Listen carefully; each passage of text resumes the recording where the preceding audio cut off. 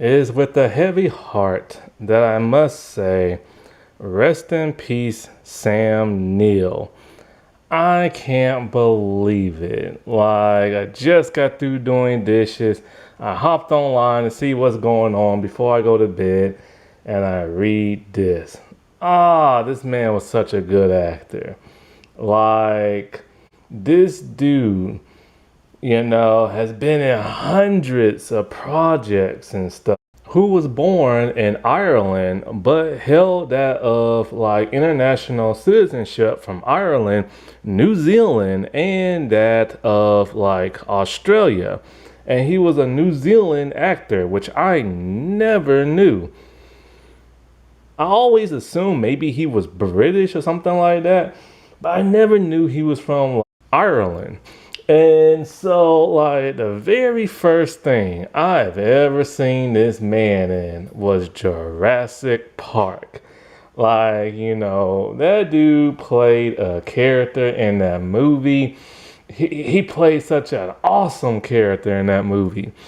And I actually thought maybe he was probably like American or something like that because of his accent. But then the second thing I've ever seen him in was Merlin, where I assumed that's where he was British because of his accent and stuff. And if you've never seen Merlin, it was a really good television movie that depicted, Merlin from the King Arthur mythology and everything. And it was his own little mini series that came out, I remember back in the day on NBC. Then they came out with a sequel that I never knew about and I've never been able to watch. But it was such a good like mini series back in the day. And even though he's been in hundreds of projects, I've only really known him from like Merlin and the Jurassic Park movies and stuff. And I was so disappointed when the Jurassic 3 movie and that the Minion movie he was in just wasn't that great. But, that was one heck of an actor and everything. And I thought about watching Peaky Blinders and stuff because he was in it.